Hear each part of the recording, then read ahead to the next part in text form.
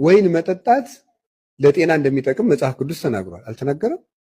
ቅዱስ ጳውሎስ ለጢሞቴዎስ እትስተይ ማየ ራቆ፣ ውሃ ብቻ አትጠጣ፣ ትወስህ ህዳጠ ወይን በእንተ ሕማመ ከብድከ ወበእንተ ደዌከ ዘዘልፍ፣ ሁልጊዜ ስለሚያምህ በሽታ ትንሽ ወይን ጠጣ፣ ጥቂት ወይን ጠጣ ብሏል። ይጠቅማል። ጠጥቶ እግዚአብሔር ቀምሶ እግዚአብሔርን ማመስገን ይቻላል። መስከርና መጥገብ ግን አይፈቀድም። ስካር ፈጽሞ የተከለከለ ነው። አይምሮን ያሳጣል። እንዲያውም እባብ ከነደፈውና ከሰከረ ሰው እባብ የነደፈው ይሻላል ይባላል። ምክንያቱም እባብ የነደፈው ሰው ጫማውን ቢነድፈው መርዙ ወደ ላይ እንዳይወጣ ባቱ ላይ እናስረዋለን። የጠጣውን ሰውዬ ምኑ ላይ እናስረዋለን? ጠቅላላ ተመርዟል እኮ አይደለም፣ ማሰሪያ የለውም ይሄ። ስለዚህ መስከር ፈጽሞ ነውር። ወይን ርኩስ አይደለም። ወይን ያሳስታልና ርኩስ ነው ይላል። እንዴ ቅዱስ ዮሐንስ አፈወርቅ ለዚህ የሚመልሰውን ታውቃላችሁ? አንድ ወንድ በአንዲት ሴት ውበት ቢሳሳት ሴቲቱ ርኩስ ናት ወይ ይላል። ርኩስ ናት አይደለችም።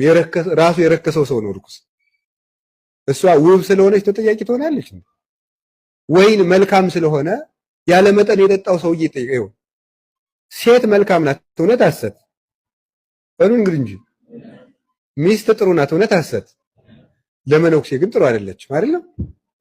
እውነት ሐሰት? ጥሩ አይደለችም ማለት ሴቶች ጥሩ አይደለም አይደለም። ሚስት ለመነኩሴ ጥሩ አይደለችም፣ እውነት ሐሰት? አይደለችም።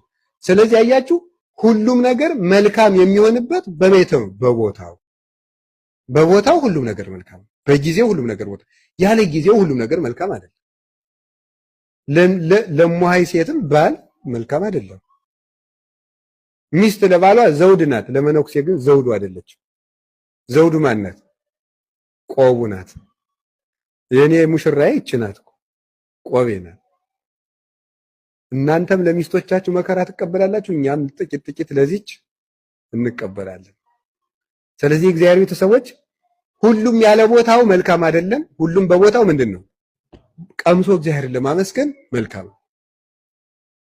ስለዚህ ወይን ደስታን እንደሚሰጥ ወይን የሰውን ልብ ደስ ያሰኛል ብሏል ቅዱስ ዳዊት። ወቅም ላብርሆ ገጽ፣ ምስጢሩ ግን ወይን የተባለ ክርስቶስ ነው። ወይን እየቆየ ሲሄድ ነው ደስ የሚያደርገው የሚያሰኘው።